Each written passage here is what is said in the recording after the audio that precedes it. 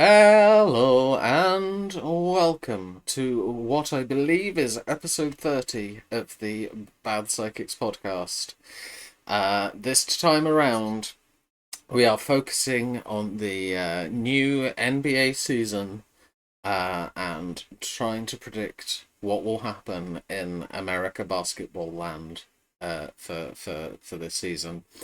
As always, I'm joined by a couple of idiots. This time around, I predict he's most likely to be the first member and biggest supporter of the Josh Giddey fan club. It's Chuck. Oh, you really went there? Giddy. Josh Giddey's history. How are you, Chuck? Why? It's All I will say is he was cleared of all charges. He was still shaking over his head, but he did get $100 million contract, so I'm so the Bulls didn't care. Yeah. Anyway, joining Chuck and I predict she's most likely to be furious with WNBA fans because why would you waste perfectly good dildos? It's Eloise.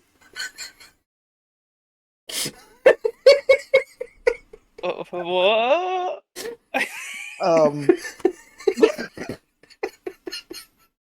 Yeah, I know what Z's talking about. God damn it, Z.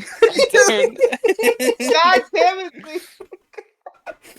Is this so we start off and we're doing references of twinks and dildos. All right. Remember Eloise early in the NFL season happened with those dildos? So I've seen the green ones from NFL. It started because of the WNBA. Yes. Throwing those in courts. Okay. I didn't know it started there, but yes, I've seen it with NFL because it was a clip where one was thrown on the pitch and the broadcasters mistook it for a flag, which was really funny. That's a green flag, yes. Or they just didn't want to say dildo on national television. Look at that flag there. That's not a flag, but I mean, anything's a flag if you wave it hard enough. Yeah, sure. Anyway, so right, just to put into perspective what to expect beyond those intros from this episode, I will put it out there. I have an NBA team. I follow them as best I can with very limited coverage. I know nothing about like big picture basketball. Eloise doesn't even have a team, is basically only here because the person who was originally going to be on this episode no longer could be. So, Chuck, the American, the basketball fan, the long-term viewer of the NBA, I'm assuming you're gonna like triple all of our scores in this episode. You're gonna humble us. There is no chance whatsoever of you losing this episode. Look. All I'm gonna say is sports is unpredictable, and it's why I don't bet on sports. It's just those things you think one thing will happen, but another. It's the unpredictability is amazing. So I am, thank you for, putting this on me, this unrelenting pressure of doing well where, I am more of a NFL guy than an NBA guy, but we're going to just go for it and see what happens, Okay. Yeah. Perfect. Yeah. All right. Well, speaking of seeing what happens and going for it, let's switch to our spreadsheet in a hole. I nearly said podcast in a hole again. Every single time. Right. Switching to that. And then let's get on with this. So, to begin with, sheet one, this is about teams. This is about how the teams will do this season, and then the second half is more about like players and statistics. So this is who we think.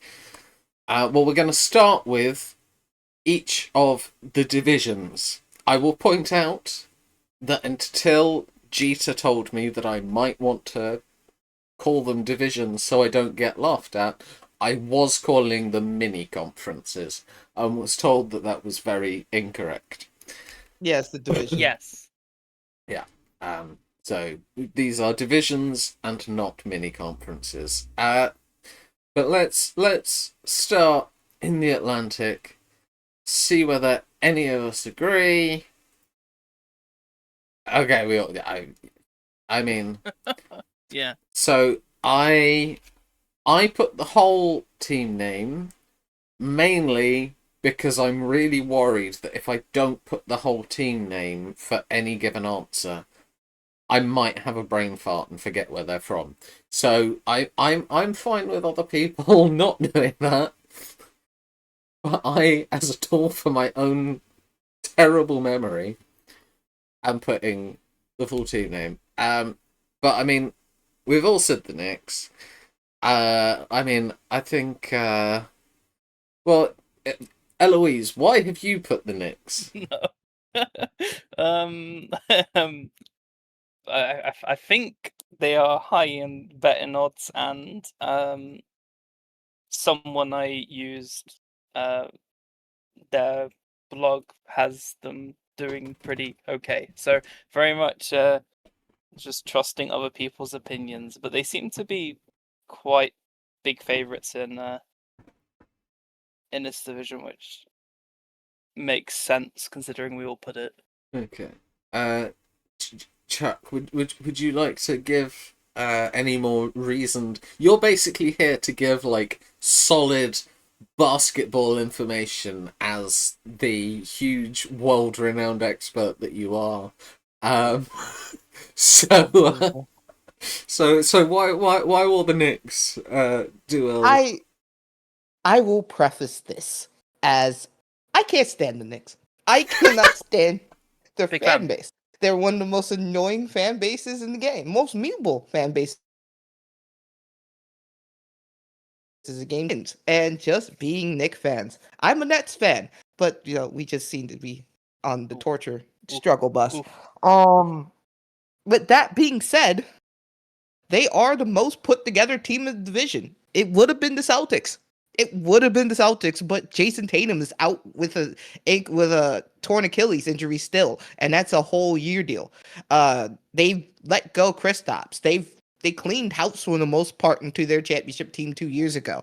So the team is wholeheartedly different. They look to be prepped to get a high draft pick next year in the NBA draft to keep things flowing, and all they feel like they have left is their shooting guard from the Celtics, and gosh, his name, the shooting guard from the Celtics, Jalen Brown. Yeah, so that's all they really have left right now. They picked up Krish Boucher, which was apparently a solid one, but the fact of the matter is that the team is not what they are where they were 2 years ago. They aren't even what they are in their deep playoff run last year before they lost to the Knicks in that crazy Eastern Conference title, which at that time, Eastern Conference semi, because they faced the Pacers in the finals, where Jason Tatum hurt himself to the point where he was gone, like tore his Achilles. So they're not going to have a good year. The Nets are terrible. The Sixers are like, meh. They can't really come in, even though they have potential stars that should make a hit in Embiid. But it's like, you're always set up for this disappointment. They say trust the process, but the process keeps failing these fans of the Sixers. So all at least the Knicks, because the rest of this division can't seem to get it together.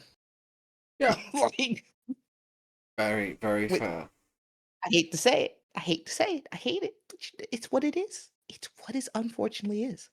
I particularly enjoy the Knicks fans are the worst. Worst fans when obvious friend of the channel, Mr. Coach Jeter, I say it to is his face.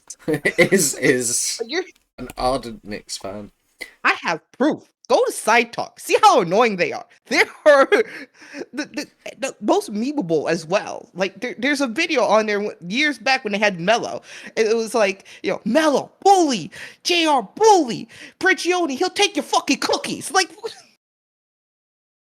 I mean, Yeah. this is the Knicks fans. see, But yeah. the funny thing for me is I've seen Side Talk. It's absolutely unbearable, but Chuck just made it sound worth watching, frankly. um, but yeah, no, I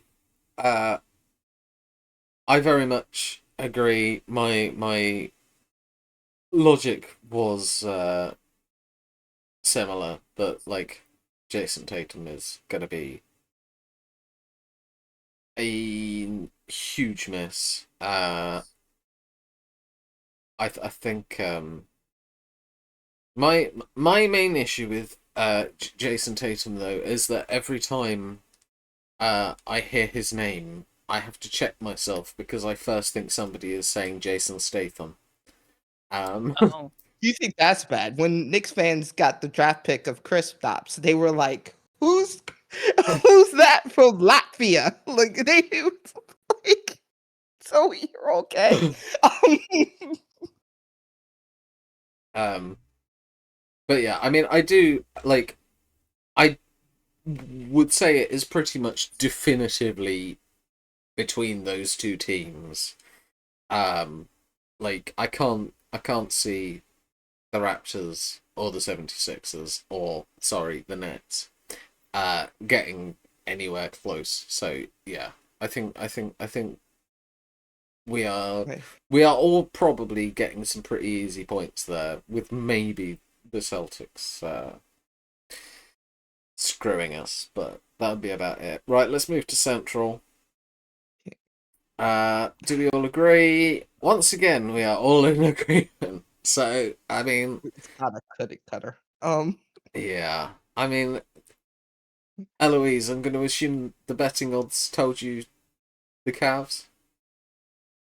Uh, and also because I know that they are long time decent team. But yeah, they seem like a very obvious option. All signs were pointing towards them when I had a look. So yes, that is the extent of what I have to say. Um, yeah, I mean, for me, it looks like overall they've had a fairly quiet trade era. I think the only thing I know they've done is they've brought Lonzo Ball in. Yeah. Um, I don't. I like. I know who Lonzo Ball is. I've never necessarily gotten the impression that that's going to be like a world-breaking signing, but uh, other than that, they got a decent squad. They generally tend to. Sorry, I should say roster. Decent roster. Trying to deal with this US sport nonsense. Uh, Decent roster. And I think I I am well aware that the Eastern Conference is considerably weaker than the Western Conference. Mostly generally, but definitely at the moment. I would love my Pacers to be in the mix, but given no we have no Halliburton for the whole season because of the Achilles injury that he got in In the finals, Game 7. in Game 7. I don't know that we have enough. I think we'd be relying far too heavily on Pascal Siakam, but you know, we'll see. Maybe I'll be wrong. My hope is just that we can at least like make it to the playoffs. I think would be a good season for us this season. and I mean like straight to the playoffs. I don't want no play-in games. Just let's get in top 6. I think that would be a good season, but I'm not convinced it will happen. But Chuck, give us the reasoned answer of why the Cavaliers will win Central. According to the Cavs, also that name they had for Kristaps draft night, it was who the fuck is Tingus Pingus? What? I had to look it up. Kristaps, when the Knicks drafted Kristaps, a Knicks fan went on social media, was like, who the fuck is Tingus Pingus? I had to look it up. I have to make sure because that was such a great name. All right, Cavs. Right. So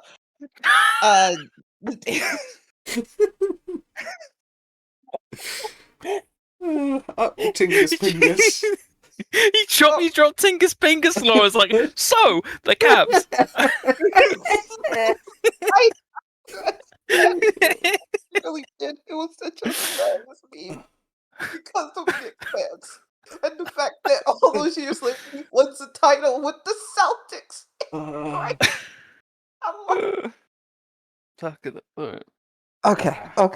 Okay. Cavs, right? So Yes. is kind of this team came out of nowhere last year to be one of the better teams, not just in the conference but the NBA.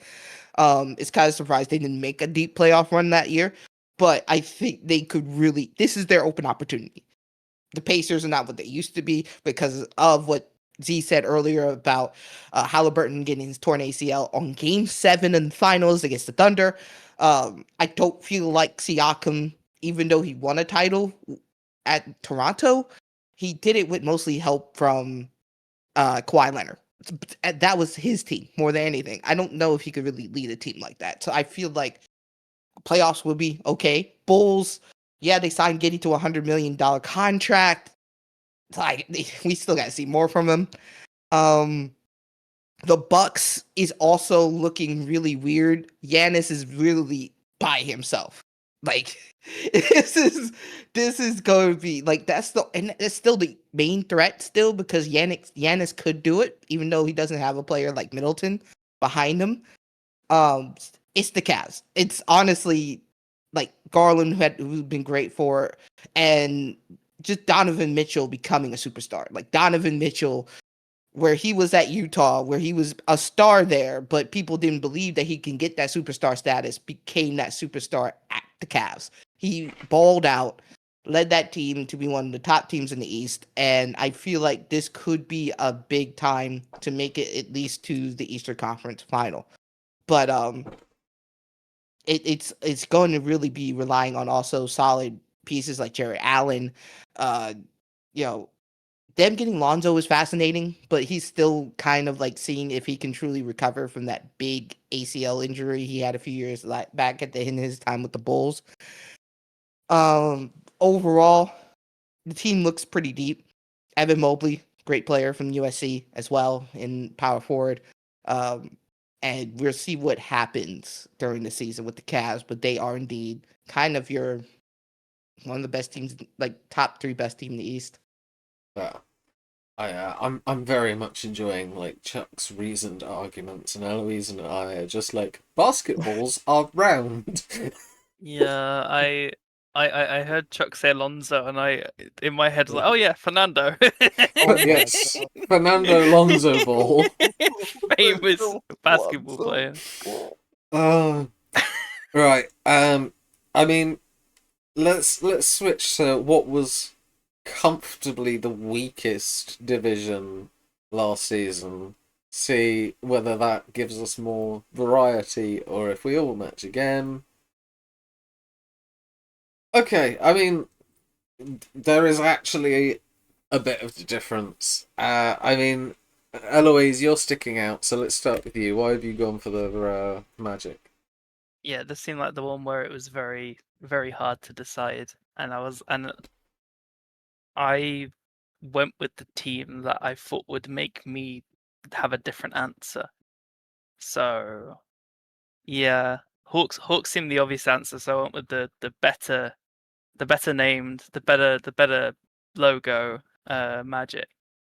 Okay, Because fair enough. Magic are cool, right? Yeah. I mean, there's also, you got the Heat, which is a very boring logo. Hornets are cool, but they're not very good, are they? And then, can someone like, is the Washington Wizards a real team? Yes. What do you mean? They're, Yeah, they're DC. they're not just some fragment of my imagination. I have no recollection of a team called the Washington Wizards. No, they are They're- real. They're They very are And real. bad. their logo is They're very there. bad. They're there. They are there. Yeah, like it's like what in the boring Man City like logo is that? And then you got the boring ball. Yeah, not a big Wizards fan. Don't know about the players, but yeah, Magic. Alright, fair enough. Yeah, Chuck and I have gone for the Hawks. I feel like they, for me, they have no injury concerns whatsoever at the start of the season. That for me was like uh, a big rationale in things. We obviously have Kringus Pingus there on the Hawks Tingus, team. Pingus, yep. Oh wait, Pingus. Porzingis. Yeah, Yes. Tingus, yeah, that's Oh, that's Porzingis. incredible! What a Pingus. name. Kristaps reminds me of a mishap. Mishap with Pingus Singers. What the fuck is Tingus, Pingus? Oh, Porzingis. What a name. for God's sakes. But yeah, no, they've got they're gonna have Jalen Johnson available all this season because he was injured for last season as well. And I think for me, whilst it is still comfortably the weakest division, I do think there is a chance that, like, because like Magic won that division last season with a 0.5. I reckon we could at least maybe see like a team get to at least a 0.55, maybe even a 0.6. But Eloise, you alright there? I just something clicked in my head. Why do we have Magic and the Wizards in the same division? Because the Southeast Why? team. Why? Oh, so you even want to laugh more? I finally found the meme itself. Um, Right. And a temperature. Okay, yeah, no, go on, move on. I'm just gonna sidetrack. It's like asking why we have both the Rockets and the Suns because Yeah. they both go into space.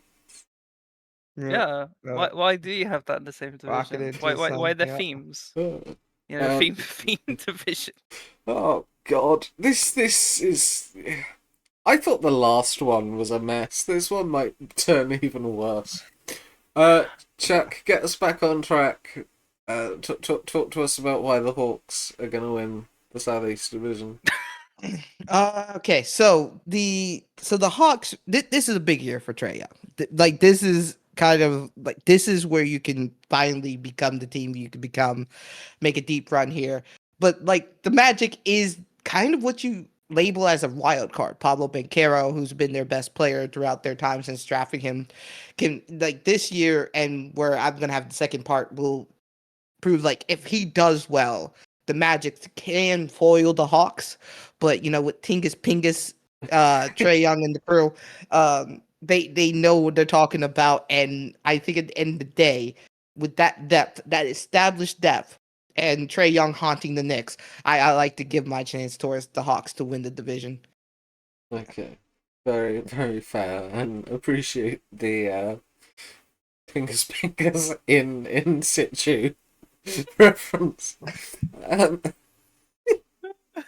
The people haven't heard of Lavia, you know. yeah, yeah. Right, country. let's move into the Western Conference now, and we'll start specifically with the Northwest. Uh, okay, good.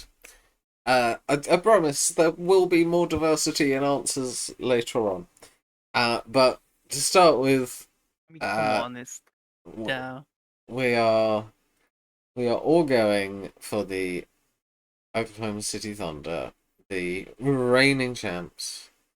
I mean, is there really anything more to say than they are the reigning champs and they're a very, very good team?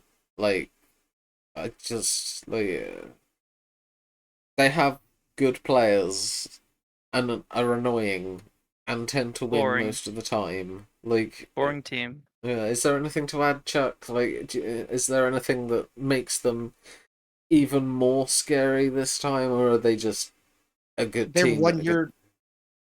Oh, I'm sorry. Go ahead. No, I was just gonna say, are they just a good team that's gonna be annoying again? They're 1 year more veteran. Shea Gilgeous-Alexander really has become currently the top guy in the NBA. Just overall come in and Sam Presti. No. Is it Sam Presti? Sam Presti, GM of the Thunder.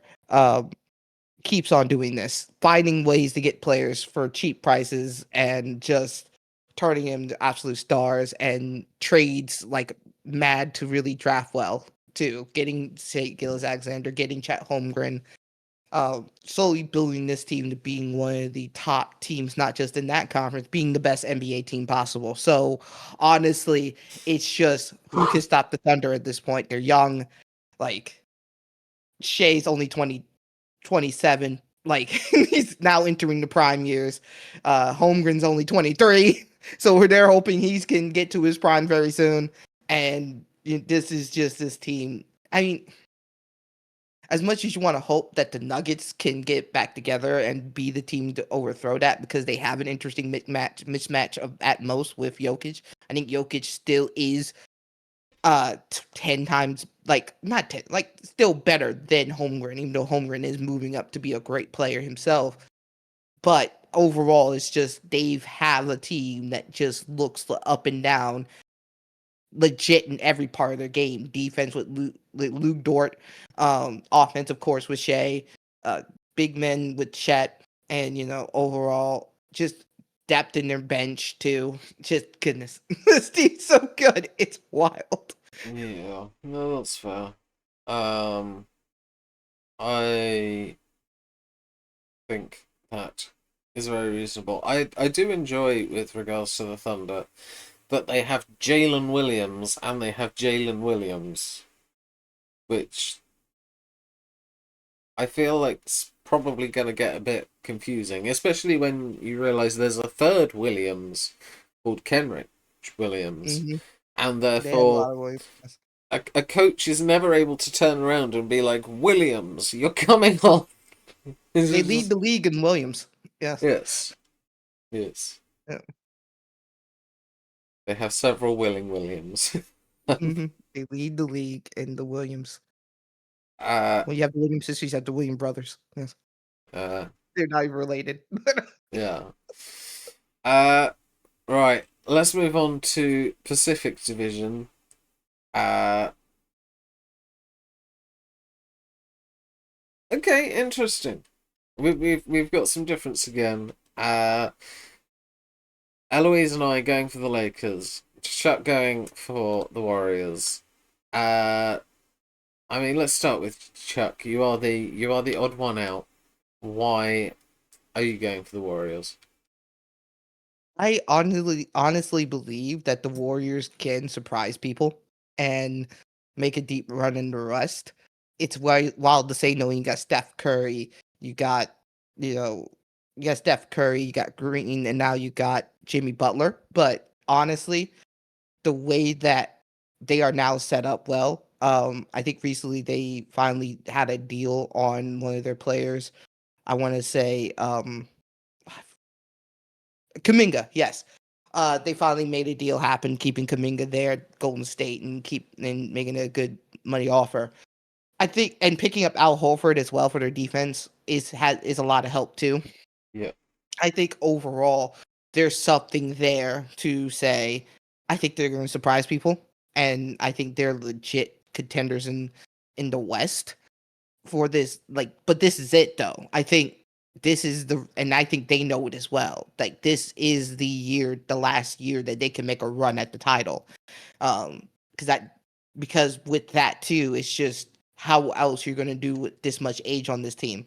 Because as much as that can work well for them with a lot of solid veteranship that won titles in the past and went to NBA finals, their bodies could break down on them pretty quickly and they won't even make playoffs.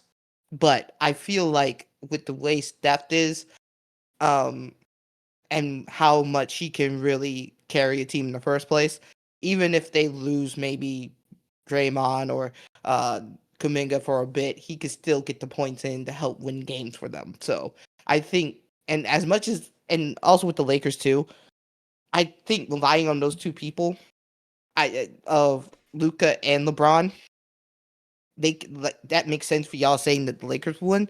I think they don't have enough depth still, like the Warriors do, in my mind, to overtake them in that. I think if you lose one of them, it all falls apart for the Lakers. At least with the Warriors, you feel like if you lose one of them, except maybe Steph, but if you lose Draymond or you even lose Jimmy, I think as long as you got Steph, you'll be fine. It doesn't feel like the same when you could say with the Lakers. Okay, fair enough. I mean, Eloise, I'll let you cover the Lakers first. Why are you saying Lakers? Luka Doncic. Okay, Yeah. No, that is. I was like, okay, I thought there might be a little no, bit more, but well, yeah, you got Luka. Obviously would look really good. After being traded to the Lakers, and then like you still have LeBron, you know. Even though he is very much like how old is he? He's very 40. much slowing down, isn't he? So yeah. He's 40. so they might have LeBron, but for how much longer? And would he be able to keep up the performances he did last season? This season, you know, that's the one thing the Lakers that, as Chuck said, if they're both fit, they'll do pretty well. But if not, then they could struggle considering you know, you've got the Warriors. I mean, the Clippers also were kind of tipped to maybe have a chance, which Chuck doesn't agree with. But Go ahead. yeah, they've in Chuck and the odds, they've got more of a chance than the Warriors apparently. So for now. Okay. okay, that was ominous. All right, what's Chuck gonna For do now. to the Oh no! Clippers? Oh, this is great. I do not know. Okay, I'll explain What's it happened with when the I get a Clippers? chance to. Yeah. I mean, look, I think for me, I definitely agree with the Luca pickup being huge. I do agree that look, yes, LeBron is slowing down, but I still think he has enough in the tank for one more big shot at glory. I think one of their more underrated players, at least for me, has been in the games I've seen, has been Rui Hachimura. I think he's been very decent, and they have also picked up DeAndre Ayton from the Suns, and he. Oh, Why are you groaning at me? I'm sorry. It's just that name is just a whole bottle of draft disappointment. But go ahead. Sorry. I mean, okay, I recognize that possibly he hasn't had a first draft pick career so far, but like the Suns made their first NBA Finals for like 30 years with him in tow. Like, for me, the logic that I see with the Lakers is that they've basically gone for a very workmanlike unit with a couple of superstars. Like, it's not flashy, it's not special. There's not like greatness in every position.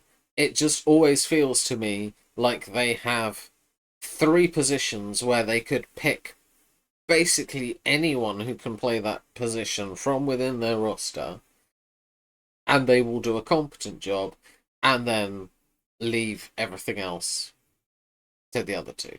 That's like how it has felt to me on the occasions that I've seen them play. Now, I may be very wrong. I suspect I am very wrong, given how hard Chuck is laughing. Uh, but like, I can only go off what I've seen. I understand. I I I understand. Yeah. I mean, I can't help but feel that this may get worse, but we'll see.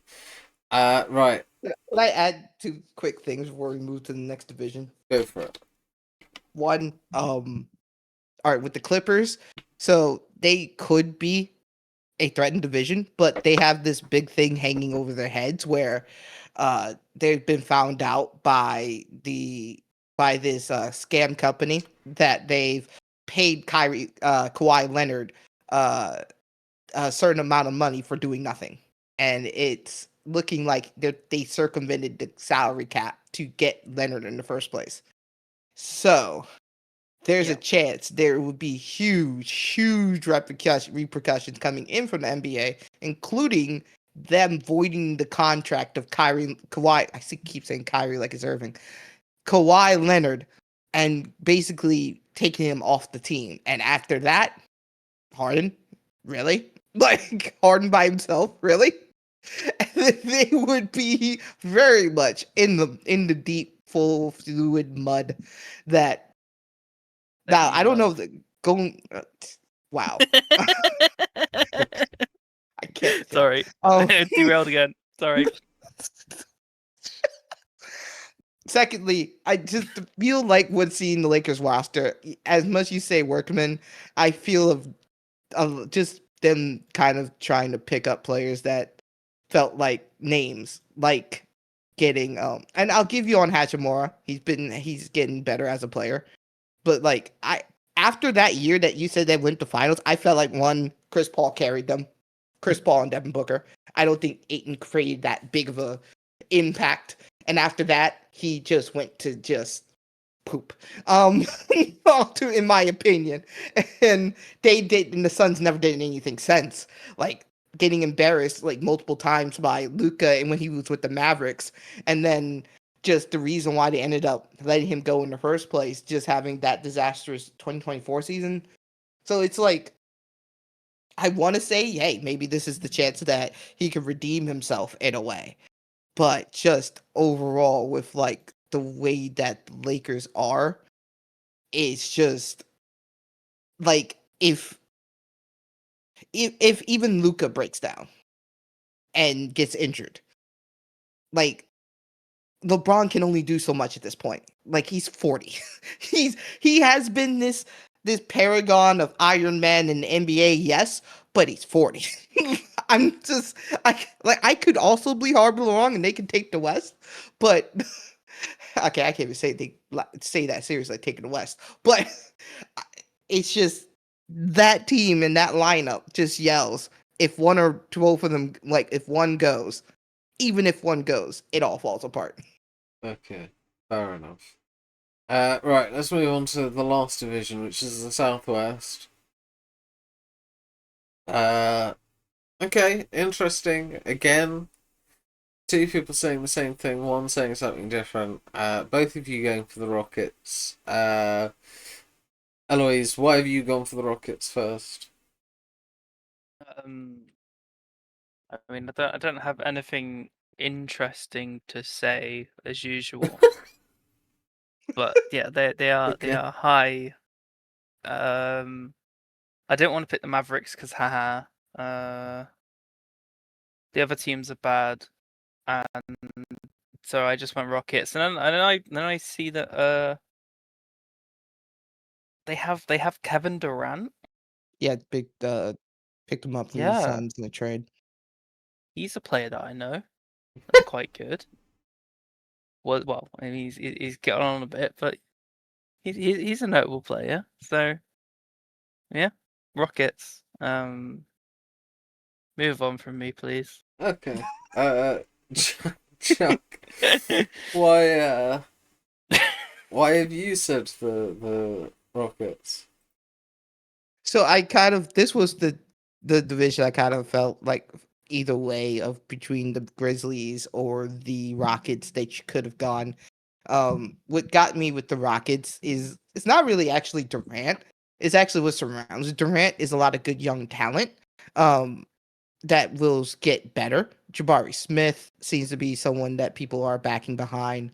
Amen Thompson had a good year, is getting better as a player, 14 points a game, 8 rebounds, coming into his second year, third year, actually, I think. Yeah, coming into his third year, people really believe that he'll get even better as a player. Um, even though Fred VanVleet is out for the year with a torn ACL, people are saying that really he wasn't like that's not going to be a problem for them. That they still have good depth in that team. Alperen Sengun, uh, another solid player, really good player, 19 points a game last season. 10 rebounds, so he doubled basically. And I think that young depth that they have, adding on a superstar, a great scorer these days like Kevin Durant, can help them be a team that people can say, "Hey, dark horses."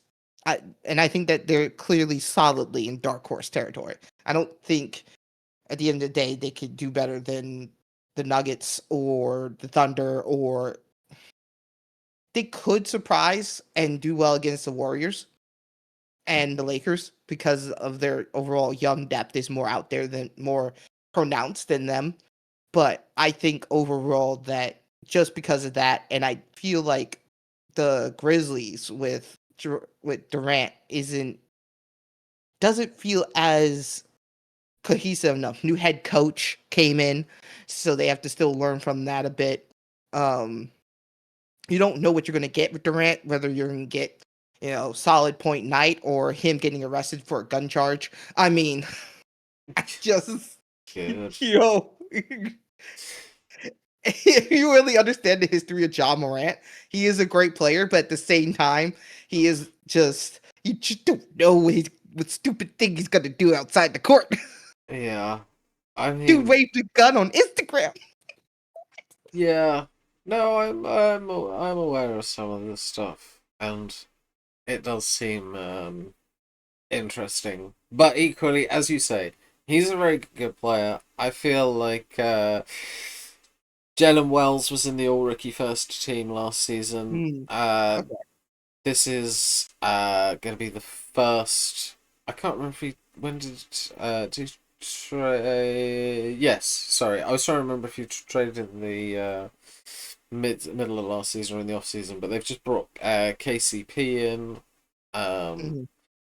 and like I feel like there's some other interests there. I feel like Brandon Clark, I think, is a decent player. And they have also brought in who's the I'm trying to remember his name. Didn't they just bring in no, never mind. I knew who they drafted. I knew they drafted the giant Chinese bloke, but I hadn't processed that he had been traded away to the Trailblazers. So Oh, okay. never mind on that front. And another guy who they drafted, Zach Edey's injured right now, so Fair. But yeah, for me, I like the Grizzlies team, and I feel like they have the potential to go a reasonable way, providing Mhm. all their players stay fit and Moran avoids, I don't know, doing anything particularly stupid. But we'll see. Yeah. Right, now let's see who are our number one picks for the seedings in each division. So obviously this is not the conference champions. This is just who will be top of the regular season. Interesting. I mean, look, I think we've said just about everything there is to say on either of these teams. Nobody's gone like rogue and picked a, a different team. I think the Thunder, very good team, and then we've got a mixture of the Knicks and the Cavs, and I can't help but feel that in Chuck's case, it's mostly just that he refused to put that the Knicks would win the conference. Win the regular season.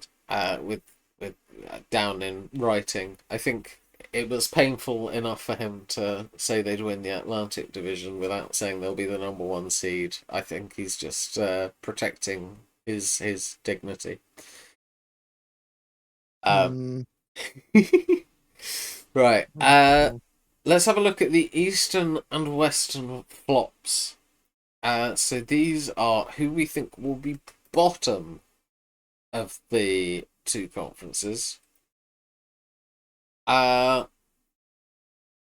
Okay, interesting. We finally got one that all three of us have given different answers to. But we'll start with the Eastern Conference. You two both going for the Wizards, so I'll start with Eloise. What have you gone for the Wizards? They don't exist. Perfect. Chuck, why have you gone for the Wizards? Honestly, they feel like they don't exist. Is how bad of a team they've been the last few years. That Jordan Poole trade from the Warriors has not worked out. they have they've gotten they haven't much in picks wise that were worthy of like anything to be said. Like the Wizards are just there in DC, just crowding room in the Capital One Center. Just like that's the team we have. Let's go to other side of DC instead. Watch the Mystics who are better. WNBA Mystics. Or even, wait a couple of nights, we'll watch the Capitals, their hockey team.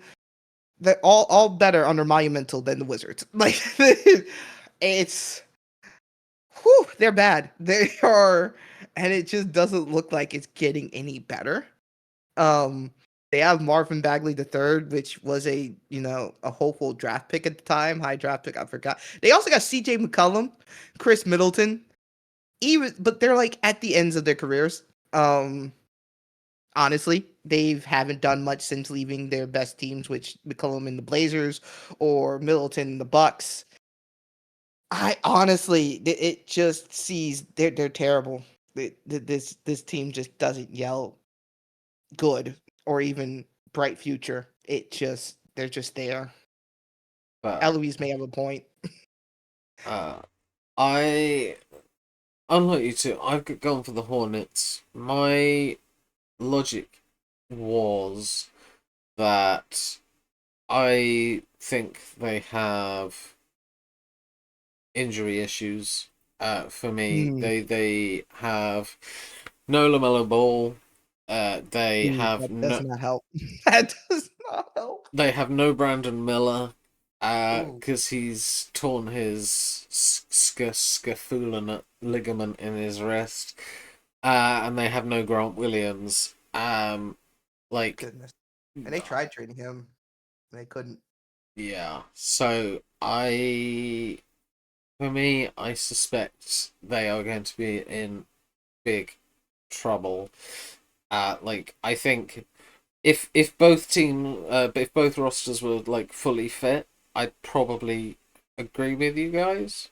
But the fact that they're not, I think Yeah, the Hornets are weakened.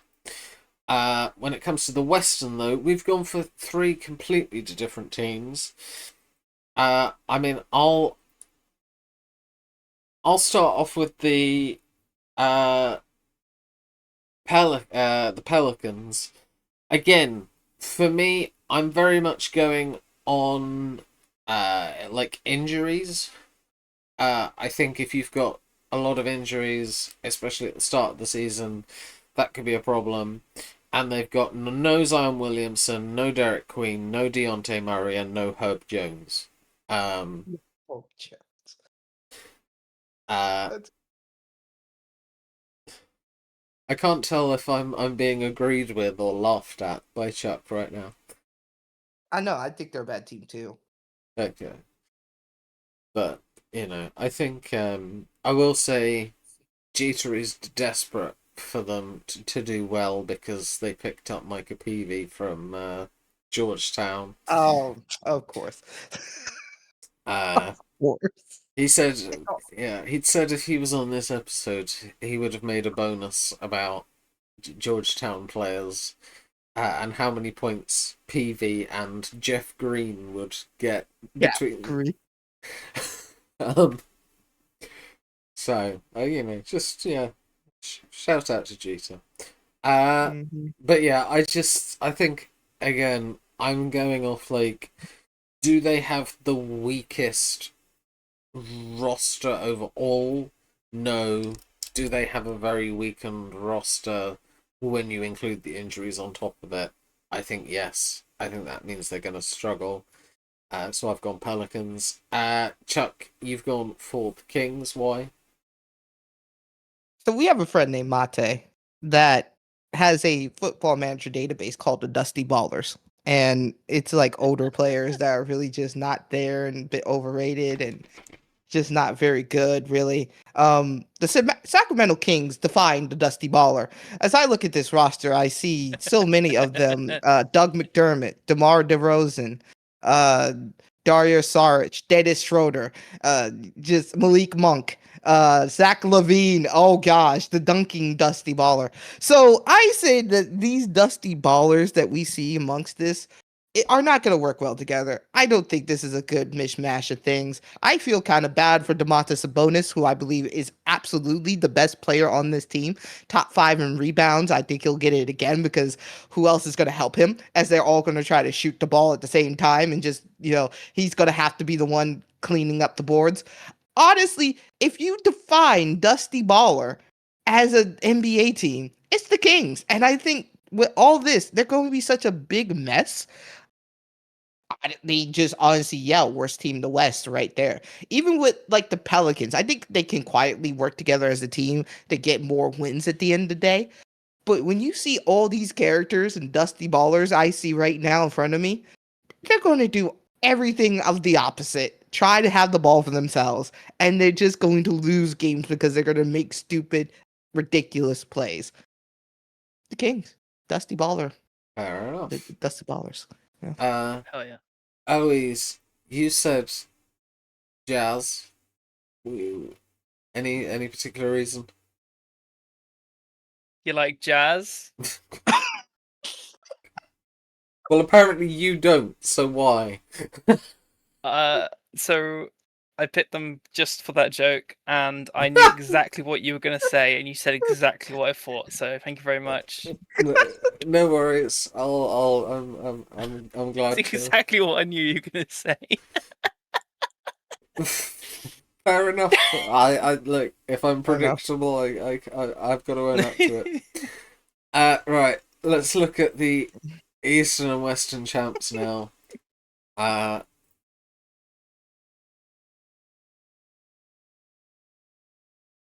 Oh, Okay. Interesting. So Chuck and I both going for the Cavs in the Eastern. I think we've talked enough about them. I don't know that we need to explain too much else. I'm interested. Chuck, are you judging Eloise for saying Magic or me for saying Lakers? Eloise, explain yourself for this Magic pick. What? So I picked like 6 of the teams that I think might be around, that area to get. I think because obviously you could do a playoff run and magically, not be the best team and suddenly, oh look, you've gone on a run. So I was like, all right, I have no like measure of any team that could go deep in this sort of format. So I was like, all right, I'll pull up their logos and decide which one I like the most. And I will say the selection of logos were very poor. It was some bad logos. Like the Hawks is ugly. It's like Cavs just felt boring. And probably the coolest, but also it's the Cavs. That just felt like a boring answer. So Magic. So that's my answer. Okay, good, fine. I hope you like my reasoning, and I am so sorry if I end up actually winning. That would be very funny. I won't be sorry if you end up actually winning. I will laugh very, very hard. It will be an incredible moment. But yeah, Chuck and I match, so like he can't make any points up on me if I pick the same as him. So yeah, I could have been boring and said the Cavs, but no, I wanted a little bit of magic in these predictions. Yes, but then Eloise. Eloise and I flip roles for the Western champs. I go for the outsider. I'm sticking with my logic of the Lakers. I just I think one of the things with the Lakers is that even though they're not a very likable team, to like anyone who isn't a Lakers fan, it does feel like either you're a Lakers fan or you hate the Lakers. I feel like from what I know of them, they have this like habit of throwing up like cinematic moments, and I feel like one last run with LeBron and Bronny James playing together is like something that they would make a film about, and that feels very LA. So, but you two saying Thunder, and then we could get to the NBA champ. Look, I'm sticking Lakers. I'm sticking Lakers because I think that the chances are the Western champion beats the Eastern champion. But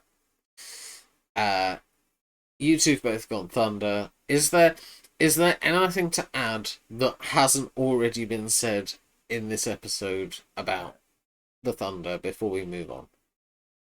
I have something. Go on. This entire time we've done this, and we've mentioned the Thunder like a million times. Yeah. I've got Thunder by Imagine Dragons stuck in my head. Oh, Thunder. Thunder. So Thunder. Lightning and the thunder. Thunder. I've got that stuck in my head and I hate that song. Do you know what, though? The funny thing is, when you said, I've got something, I was like, I bet it's to do with Imagine Dragons. So I've just, like, counted on you. Oh, goodness. Right. Well, yeah. We've been talking mostly... Well, no. Eloise and I have been talking mostly nonsense for the last hour. Chuck has been giving some informed opinions.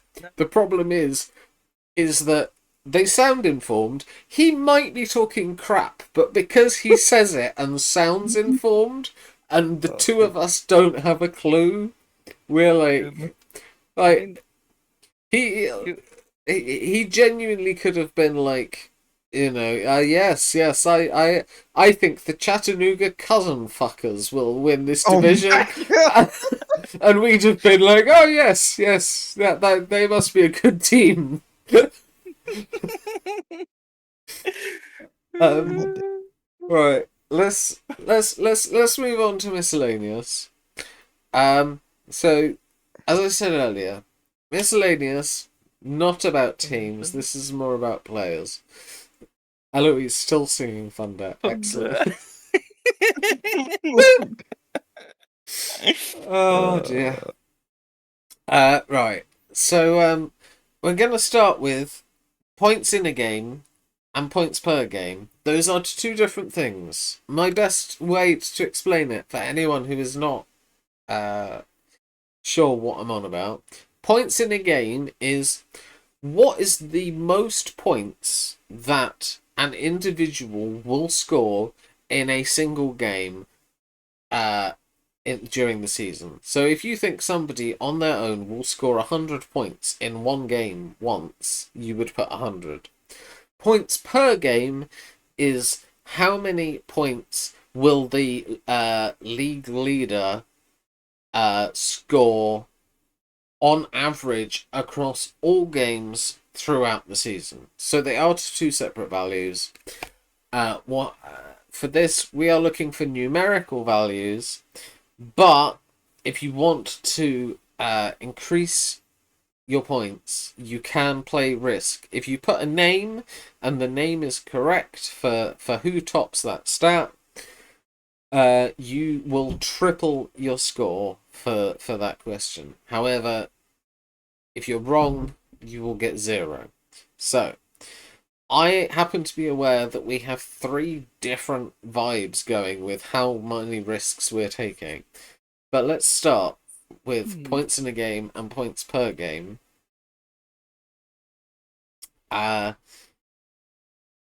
So I'll start. I looked at basically what the averages were for the last 3 seasons, and I roughly went with those. I think it was actually 68 points per game. Points in a game was the answer, but 69 funny number. So, and then I think it was about like 33 points per game was the average of the league leader.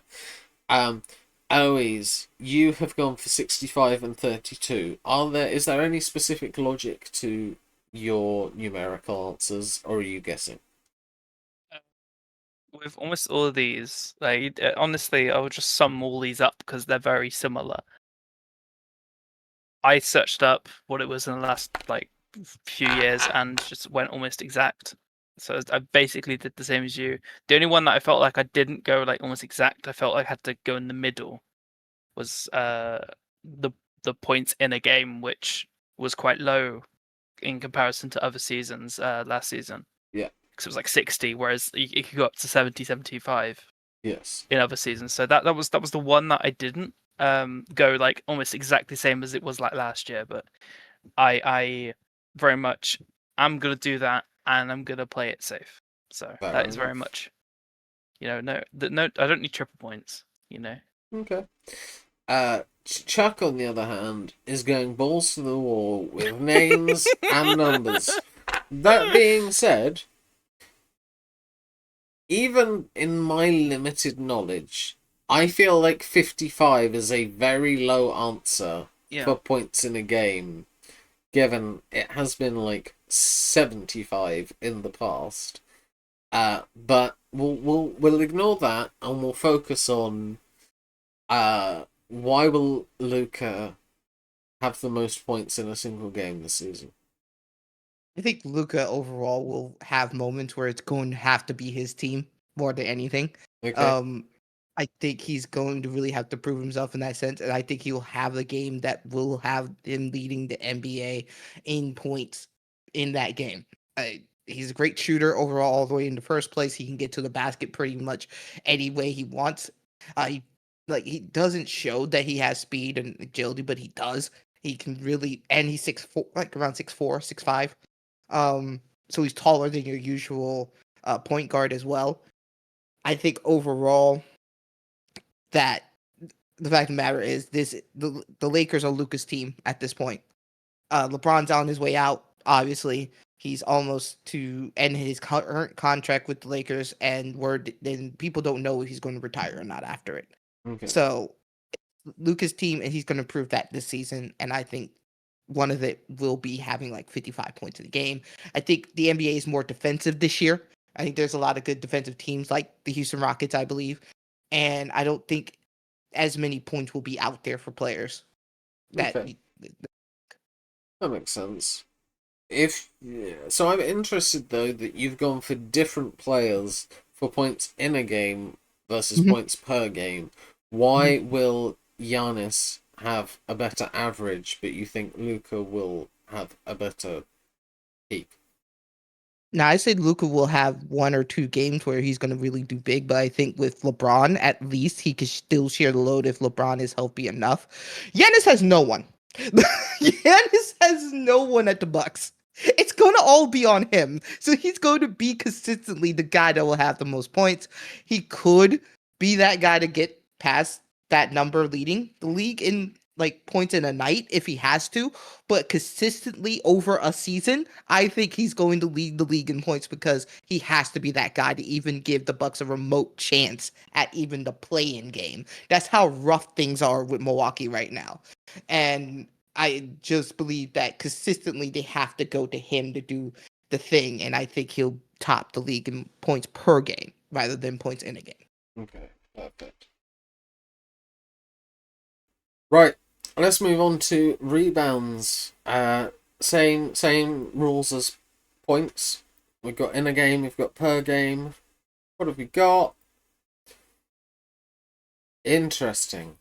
Okay, so much more all in the ballpark this time, with the most being 25, 27, 28. I've been Price is Righted a little bit, but it's okay. However, more interestingly, Chuck's answer to in a game, player wise, is the same as my answer to per game. I'm saying Sabonis will be per game. He's led it for like 3 years straight. I will say, as much as I get why we did it now, Sabonis was my favourite Pacers player when we traded him away. I was so sad. I love Sabonis. So even if even if it turns out to be wrong, I just wanted to show Sabonis some love. Chuck, meanwhile, you've gone different for in a game and per game again. You've said Sabonis in a game, you said Towns per game. Talk me through your logic for both.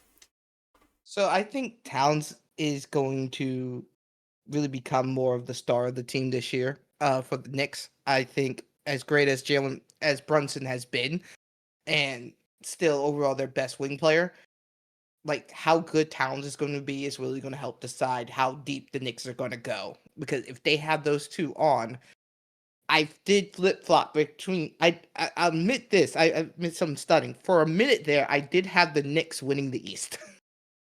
Oh. But then the last second before the start of this, I changed it to Cavs because I just couldn't do something else. Coward. I literally said I thought that was why. I literally called it.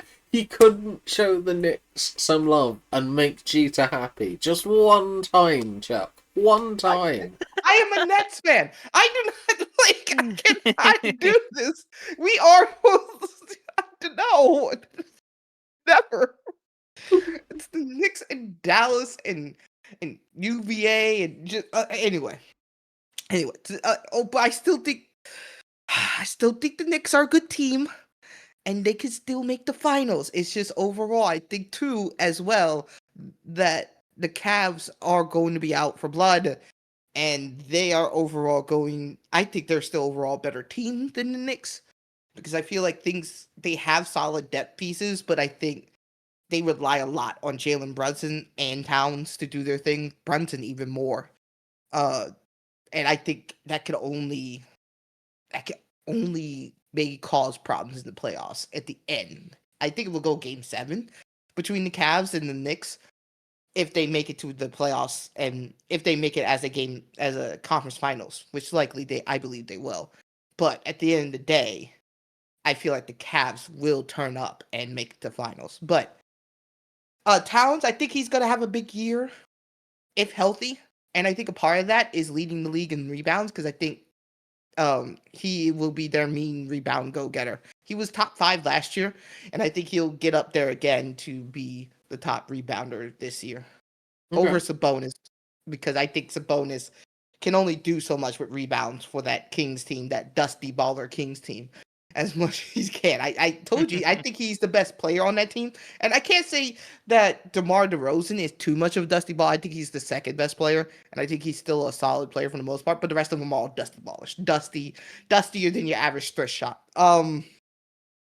So yeah, that's how I go at it in that sense. Okay, perfect. Next, we move on to assists. Let's see if Chuck has done the same and hedged his bets with 2 different players. Yes, he has. Okay, so Eloise and I have gone for exactly the same number of assists, so we're either getting points or we're not getting points. Yep. Very similar numbers between all 3 of us on assists per game.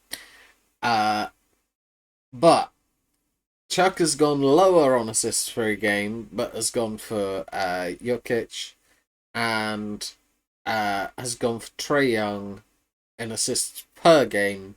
Once again, talk me through your logic for not having the same player who'll have the most in a game as the most per game. I think Trae Young will be consistently their best assist getter. Because I think positions play into fact. As much as Jokic is great at passing the ball, but he's still at the end of the day their best player and their big man. So he'll have a night where he can dole out a lot of assists, but I don't think he's gonna be up there in the assist line because at the end of the day they need him for points more than anything, points and defending and rebounds. So I think his great passing will carry him for like a crazy night of like I think I said 18. Yeah. But overall, consistently, Trae Young will be there carrying the assist bag each night a bit more because it's just the bigger role of the point guard being that assist man, and that's where I come with that mindset. Fair enough. Let's move on to blocks now. See what we've gone with here. Okay, interesting. Once again, my per game is the same as Chuck's in a game. Blocks in a game. Chuck's gone very low with 5. Yeah. Very low. Eloise and I once again having the exact same number. So Exact same stats. yeah, is this going to be the part where we end up beating Chuck at his own game, embarrassing the entire country of America, who are relying on Chuck? Yep. The whole fate of the nation's on your shoulders, Chuck. Hope you're enjoying this. Yeah. Enjoy. I mean, I've gone for blocks per game with Wembanyama just because, like, I don't really feel like there's another player that I would feel confident picking for that. Mm-hmm. I think he's very, very consistently there. If anything, the only thing I'm concerned about was going 4 because you have to be within 1. And I think my logic was kind of that I felt that it was more likely to get to 4.1 than it was to get to 2.9, and therefore I went 4 to give me all of 3 and all of 4, as opposed to the other 2 and 3. That makes sense in my head. If you didn't keep up with me, don't worry about it. It's not that important. Chuck, talk me through Wembanyama for in a game, Turner for per game. I'm more confident in my per game than my in a game. As I think about it, I may have gone too low with Wemby because I think they're going to rely a lot on him. And I think Wemby would be second in blocks behind Turner. But I think Turner overall will be the main defensive guy on the Pacers. And a bit more in games that will be than the Spurs. I don't know. I don't think much of the Spurs that much, honestly. I know a lot of people think of it like as a sense of making the playoffs, and maybe they will. But I feel like, and you do have De'Aaron Fox and Wemby together with, I think, Chris Paul too. But overall, for me, I just believe that Turner's going to have to really come through a bit more for the team, for the Pacers, and I think he will. Because I also believe that the Pacers will still make the playoffs because this East is bad. But like seeing the Spurs in itself with Wemby, Fox, Harrison Barnes, who is going to play that big of a role, honestly. I just think overall, at the end of the day, Wemby is still trying to get towards that up there to be dangerous. I think he'll do other things, and I don't think we'll see like 10 rebound. I just don't believe that you'll see 10 blocks in the game again Okay. this season. Because Pacers is like, I know Pacers. I will say Turner hasn't had 3 blocks per game or more in a season since 2021. So I don't know that I fully agree. Though I certainly agree he'll be important. Don't know that I agree that he'll be league leading, but we'll see. We could be wrong. Right. Next we are getting into the awards section. So let's start off with our rookie of the year picks. I feel like there's one obvious answer, but let's see if we all made it. We did not all make it. Yeah, so I think Cooper Flag is something like 1 to 150 or something stupid I saw somewhere. Eloise shaking her head. What is he odds wise? Oh, I mean, odds wise, yeah, it's stupid. I disapprove that a number 1 draft pick can be that hyped and actually perform well. Interesting. All right. Well, 10. I don't know how to. I don't know what. I'm looking at the odds fractions. They don't mean anything to me. right. Hang on. Let me see if I can. 1 to 2. Okay. Whatever that means. Yeah. No. That basically means that would be the equivalent of us giving a high offer on a bonus of 2.5. Ah. Now you're talking language. Yes. He like he's so far in the realms of favorite that like I don't know that I can see anybody else doing it. But like Chuck, you've probably got more insightful knowledge about Cooper Flag than I do, so why don't you tell me why he's going to be the rookie of the year? Honestly, mainly because of the fact that it doesn't feel like there's anything around him that will challenge him. I think overall, he came in as the most NBA ready player in the draft. And there's a reason why this was called the flag draft for a reason, that your number 1 pick. And it's still wild to me that somehow through this lottery system that they have, the Mavericks, after everything, still somehow got him as the first pick after trading Luca. And it's just like, Going that's upwards. just wild to me. And I think he will get a lot of work with working with Davis, who's supposed to come in finally healthy after some of his injuries issues at the end of the season. And I still think Kyrie's still on the mend from his end of the year injury as well. But overall, they're going to have to rely a lot on Cooper Flag for a lot of different things, especially scoring. And I think through that and the fact that I've heard of Trey Johnson a little bit, but not really. So I honestly believe that this is the Cooper Flag season of rookies. I don't think there's any really notably good rookies beside him. Okay. Always talk to us about Trey Johnson. Why have you gone for him? So I saw, the whole. I did a little Google, did a little search. Wanted to see who on earth, because I have no knowledge of anyone. So I was like, okay, let's have a look. And then I see that the Rookie of the Year projected is the number one picked in the draft, and I'm like, from my knowledge of mainly American football, being picked first in a draft in my head is a red flag. Too much hype, it'll always go to shit. A red Cooper So- flag? Red. Good job. I missed that one. Yeah. So I saw who was also being tipped, and the name Trey Johnson popped up a lot. Number 6 pick in the draft went to the team that I also bagged.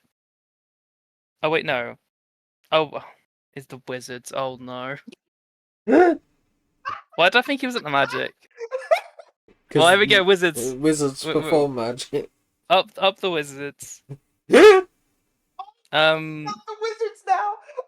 Oh,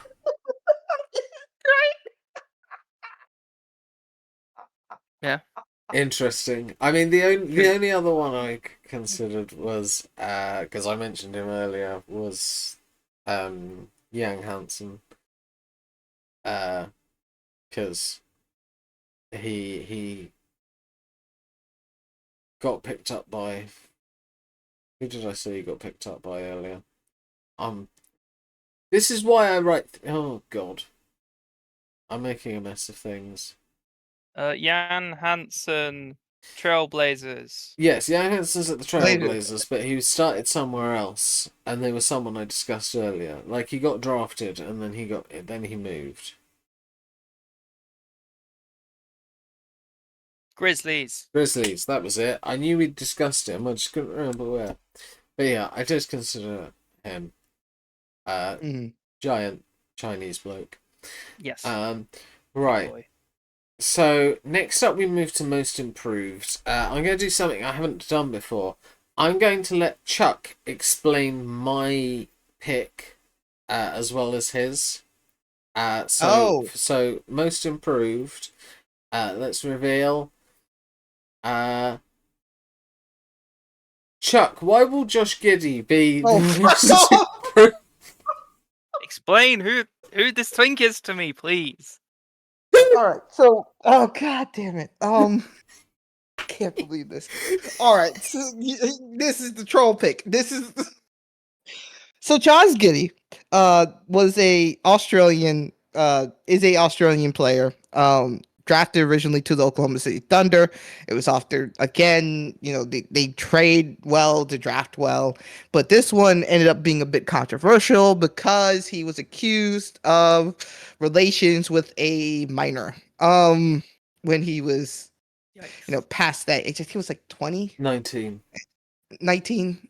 And but no charges were found on him. They Okay. didn't do anything for that, and then he got traded to the Chicago Bulls for Alex Caruso, and I think it actually worked out better for the Thunder because I think Caruso was a big part that came off the bench and did good things for it in their run to the title, as Giddey did well for the Bulls, enough to get $100 million deal for them, and so they really believed in Giddey, and grooming charges be grooming accusations be damned.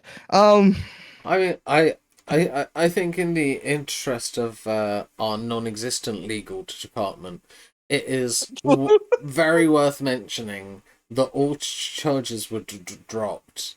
Yes, I said that. I said Yeah. all charges were dropped. yeah. I Said did say that. that. Everything else is alleged. Well, Alleged. basically, what is alleged to have happened, to give slightly bigger picture, is that he met a girl in a nightclub who had lied about her age to get in, and it was basically found that there wasn't really a lot he could have done other than ask somebody who was already in a nightclub for their ID, Yeah. which would be a bit weird.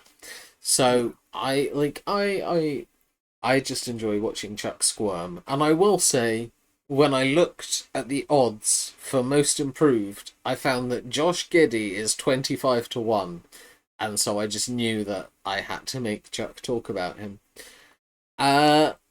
However, Chuck, you yourself have gone for Banchero. Why? I think if I am fascinated by the wild card magic this season, that if Bencaro really leads that team up, he'll be up for for most improved. I think he'll really take his game to the next level and maybe be in the top 10 of scoring at least, and help get the Magic into the playoffs. He is the Magic's best player. He is the guy that Magic fans really believe in the most, and a lot of it hang on him in that young team, which has a lot of young prospects that came in there at that time, and it's now, I think he's in his fourth or third year as a player in the NBA. This is the year that he needs to show up as a top guy, as one of the top guys in the at least in the East. And if he and I believe in it. I believe in that sense of Bencaro. I still believe though the Hawks are the best team in that division because they're more established, but at the time also the Magic is the biggest wild card. They are a wild card that could take that division or end up hoping they get a high pick and a lottery pick next year. That's how much of a wild card the Magic is. But Eloise, you have gone for Amen Thompson. Yes. Why? Because he was on top of the ESPN prediction they did with pundits and stuff. Okay, fine. Chuck, do you want to explain to me who he is and stuff? Explain my pick as well. I think Eamon Thompson. I don't know who he is. I think it would be better content if you explain all of our picks.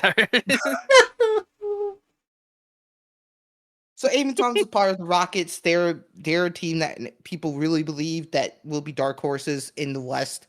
Eamon Thompson is a big part of that. He is a great defender, but overall if he can turn up his scoring even more this coming season, can really be a player that can be the most help make the Rockets even more dangerous and cause some upsets in the playoffs. People really believe in Houston to really make that step, and Thompson has to be a part of that to make that work. So that taking that step from being that rookie that people really put a lot into to becoming becoming the player that can really take them to the next steps. He had 14 points, 8.2 rebounds, 4 assists. Those stats in itself can really increase well enough for him to say, yeah, people can put him up saying most improved. But for me, I am a Bencaro guy in a sense that I think that if the Magic make these playoffs and he leads that team in points and stuff like that, I think they'll you know what, GG's, give him most improved, because that it's his team. Like, dude, like, it's his team. Like 25 points a game, 7.5 rebounds, and 4.8 assists. If he can get those rebounds up a bit more with the assist, I think easily he'll be up for most improved. And just get him into the playoffs. Okay. But this team has a lot of interesting prospects like Franz Wagner, Jonathan Isaac, who is a great defender. He just needs to be a better scorer. Just Jalen Suggs, who's still trying to, become a better player too. Moritz Wagner as well. They also lead the league in Wagners. Yeah. I think this team has a lot of intrigue and potential to be dark horses in the East, but we'll see what happens with that. Yeah. Right, now we move on to defensive player. Let's see. Okay, interesting. three different answers here again. I've gone for Rudy Gobert. He's been in the NBA All Defensive Team for 8 of the last 9 years. I don't necessarily know that he's going to win this award. My logic is more, I wanted to pick somebody who, at the very least, I think will be in the mix for it, and he just is very consistently one of the best defensive players in the league. Eloise, you have gone for Giannis. Oh, I want you to say his full name. I was thinking about it, but I couldn't. I couldn't, off the top of my head, remember exactly how you're supposed to say it. So I'll stick with Giannis. I'll take Kumpo, something of that sort. Antetokounmpo. I'll take the Kumpo. Yeah. Okay. Yes, he won it like 5 seasons ago or something. So I was like, and it's like, I thought it'd be boring if I put Wembanyama, so I decided to be a bit more interesting. Okay, fair enough. But I don't think it's a bad pick at all. I'm looking for validation here. It's not, even though that I feel like he's going to focus more on his offensive. Yeah. Be more Right. offensive this year, leading on When that. when you were saying that, I was like, oh crap. You know, you talked about how he's gonna, ball out and save this Bucks team. I'm like, oh crap. I want him to be defensive. So He's going to have to be defensive too a little bit, but I think honestly, it's going to focus more on his offense. because they have to. He needs. They need it. Well, speaking of players who won't be focusing on their attacking play, Wembanyama, Chuck. Why have you gone for him? And I think also he'll be a balanced offensive player. Wemby's a future MVP pick. Like, he is a future MVP pick in the future. Like, another couple of years, it's going to be him versus Shea for the MVP. I think they're going to have to really rely on him more for his defensive than the Bucks going to rely on Giannis for the defensive, because they're going to rely on him more for the offensive. And the way he plays these days are a bit more outside of the, not as 3-point line, but outside of where people get rebounds and stuff. But honestly, Wemby for me is just this. And again, I look back at those blocks picks, it's going to be too low. I look at his averages and it's just, oh no. I seen a couple when he had like 7 or 8. I'm going to be horribly wrong. He had a 10-point rebound. He had a 10-block game. It's like, oh no. So at least get me right with Defensive Player of the Year. Okay. Be the D that I need. Yeah, that makes sense. All right, let's move on to the aforementioned MVP. See who we're going for. Okay. I mean, Eloise and I on the same page. I felt like I have to go for Luka because I've backed the Lakers to be the best team this year, so I feel like I have to back the best player on the best team to be the MVP. That's my very simple logic. Probably wrong. Eloise, you also got to Luka. And what was the logic for you? Was it bookies odds or Luka Doncic? Fair enough. Don't really need to say much more. No. Meanwhile, Chuck, you have gone. It broke Chuck.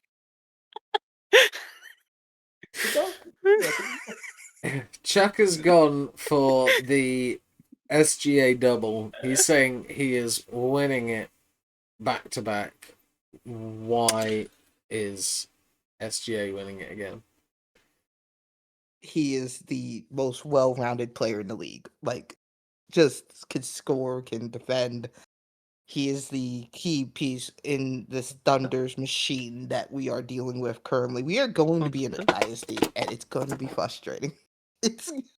Like, we're going to be in the middle of a Thunder dynasty if healthy, because Sam Presti is a GM genius. Like, he outsmarted half of this league with these trades that he's gotten, and now we're all going to suffer. Because Shea's amazing. I mean, I Shea, definitely agree with that. I just, I mean, it's you definitely get little patterns of people winning it repeatedly, but I did. I mean, I would say the person that could upend this is actually Jokic, a bit more than Luka. I just need to see more what he could do with the Lakers. I know he's great. I know he's a great player. I know he's a top 10 player in the league, top 5 even. It's just that it's a small sample size compared to what I believe the other two has brung with their current teams. Because he was Yeah, not I agree. Jokic was the one I was toying with. He's won it 3 of the last 5 years. Same. Like Me too. there. and I think just that players ending in itch are very, very good. You got Topic as well. Just lots of useful players from that part of the world at the moment. Mm-hmm. Right, now we move on to the bonus. Now this could be a mess because Eloise and I barely understand basketball, and Chuck barely understands how the bonus works. So Yeah. That is fair. It is fair. this could be absolute chaos. But I'll give it a go. Let's have a look. What have we got? Okay, fine. Let's start with Eloise's. Eloise has said that we will have someone achieve a 50-40-90 this season, and for the uninitiated, a 50-40-90 is 50% field goal percentage, 40% 3-point percentage, and 90% free throw percentage over the course of a season. This has happened. I know I worked it out earlier and I've now forgotten. I think it's 14 times. Yep. Since in the last 40 years. But like obviously it's like generational players who tend to be capable of doing it. Therefore, there's a debate over do we have any generational players in the league right now. So for me, I feel like the fact that I don't know whether there's somebody who could or couldn't do it. My gut instinct is to basically go, this has happened 1 in every 3 seasons. If a 50-50 is 5 points, a 1 in 3 feels like it should be like 7.5, and I'd be generous and round it up to 8. So my gut feeling is that this is a high offer of 8 and 8. But Chuck, with your more informed view, how likely do you think it is we see somebody get a 50-40-90 this season? So overall, the 50-40-90 club is labeled with people like Steve Nash, who done it 4 times. Yep. Larry Bird was the first player to do it. Did it twice, 2 straight years. The last person to do it was Kevin Durant, actually, in his second time. So, and besides Steve, a lot of there's also Mark Price who did it once, which is crazy. Reggie Miller did it once. Steve Nash again. Dirk Nowitzki did it once. I think a lot of it is how efficient you are, and there isn't many that efficient players right now in the league to do it. I mean, Durant is still in the league, but he's older, and I don't think he can keep up with those numbers in that sense. Mm-hmm. But I think overall, still, I think, you know what? Yeah, I think it could happen still. I think someone could surprise us with it. Okay, so do you feel like if a 5-5 high offer is a 50-50 bet, do you feel like an 8-8 high offer is a reasonable offer for the probability of this happening?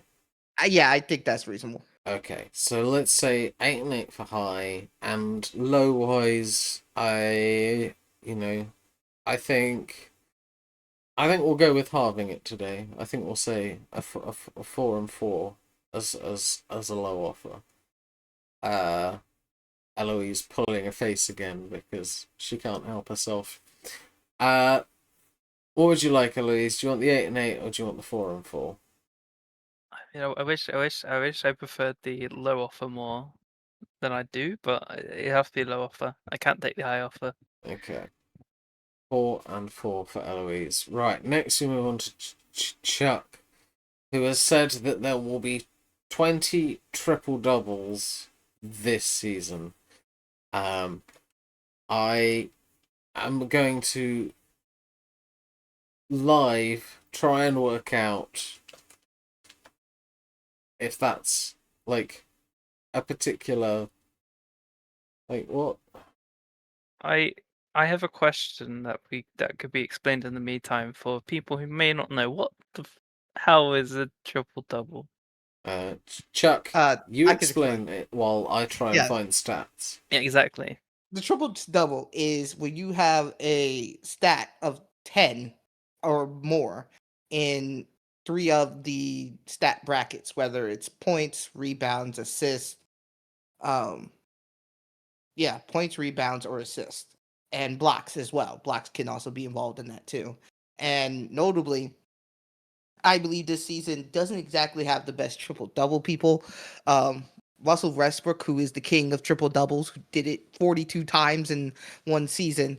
Oh yeah, they have Jokic. Oh gosh, Jokic did it 34 times last season. Oh gosh. Well, that's kind of helped us with giving Yeah. you points there, Chuck. You've helped us. Oh, I did. So it's gonna be quite likely then, I in my opinion. did. Quite likely if you've got Jokic there. Yeah. Yeah. What's the lowest he's ever Oh. done? Like, is he dropped a stinker before? I mean, Jokic. Let's see. So Westbrook did it 42 times in the 2016-17 season. Jokic did 34 last season. So I just want to double check here.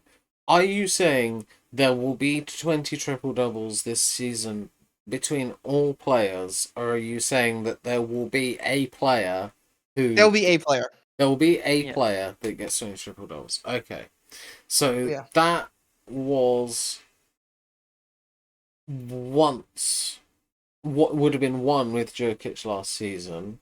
It would have been 3 the season before with Sabonis, Jokic, and Doncic all doing it.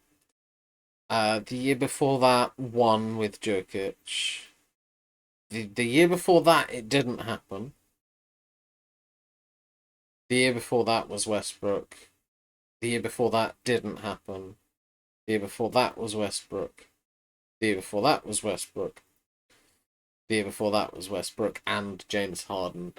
I think, on balance of looking into this, it feels Quite more likely than not, but not impossible to not happen. Yeah. I feel I'm on like a 4-4 for a high offer here. I'll go for the high offer. Eloise is shaking her head. You might not get that yet. What? Oh, Why? What? I'm just annoyed that Chuck's most likely gonna get this +4, and I'm gonna get a -4 with my really high, really hard to get. Oh, yeah, sure, whatever. Let me just grumble in the corner how I'm gonna lose this episode. I think it's high off of 4 and is it 4-4 or is it 3-3? I'm trying to. I tell you Minus right. points if it doesn't happen. No, I tell you what. We'll say plus minus 3 for the high offer for it happening. To balance it out, I'll barely drop anything for the lower offer, and we'll say +2 -2. So basically, I'll- it's do you want 3 points or 2 Do you want 3 points? points or 2 points? 3. I'll take 3. I'll Okay. go for. I think given the circumstances, that makes sense. So mine is the coach of the year will be the championship winning coach. This might sound somewhat logical, but what I found out, partially through my own research and partially thanks to the aforementioned Jeter pointing me in the right direction, this has only happened 2 times this millennium. Because as a general rule, well, as a permanent rule, the coach of the year is picked after the regular season but before the playoffs. So for one, it doesn't take what happens in the playoffs into account. For two, it's often seen as the award that is given to like the biggest overachievers in coaching. So if a team is predicted to be like near the bottom and they end up like scraping into the playoffs, those kind of coaches are often the ones that win the prize. So yeah, only happened twice in the last 25 years. I'll let you two debate A, how likely it is, and B, what that likelihood means in terms of points under our format. So, what's fascinating to when you said that, you have the Lakers winning the championship. Yes. Which would that coach was like? I think it's still Redick, right? JJ Redick, head coach. Maybe. I think Redick's still head coach of the Lakers. Like, hold Uh, on. Yes. Redick is still the head coach. So if it was anyone who won the championship to get coach of the year, it would be Redick. So I can see why you did that, but I don't think the Lakers will win. So I'm gonna say with yours, the low will be 3. The high will be 5. As in 3, if you get it, you get 3 points. If you don't get it, it would be 3 points away from you, and then 5 would be for you if you get it, and 5 would be against you. so What do you think, Eloise? Huh? you're saying this is a 50-50 chance because 5 and 5 is No, 50-50. 5 and 5 is Oh, what we Yeah. generally use for like a So 50-50 chance. I think okay. I'll, The high will I'll be. Go ahead. sure, yeah. All I was gonna say is I'll phrase it like this for you, because I'm pretty curious on this. So, is it more or less likely to happen than the 50-40-90 season? It is less likely to happen than the 50-40-19 season. So the high offer should be more points, in my opinion, if it's Then less I was gonna likely. say like 8. Then Yeah, if you somehow, I think mine was 8 high yeah, offer. I think 8 is the high offer, and the low offer. What do you think the low offer, Eloise? I mean, if it's the same as mine, if you think it's the same as mine, then I'd I mean, knowing Z goes safe anyway, but I'm edging on maybe 9-9, and then 9-9. because you said it was less likely to happen than mine, Yeah, and it's mine less was likely. 8-8. Yeah. 9. So that would mean more points, but then also more, yeah. So it's always the thing with these bonuses is it's almost punishing you for going more risky. Is my main. Yes. We will be changing the bonuses in 2026. We're just seeing the year out with this method. And then, spoiler, we are So changing it. I'll be happy to give +9 -8, I think. +9 -8. Okay. or low offer.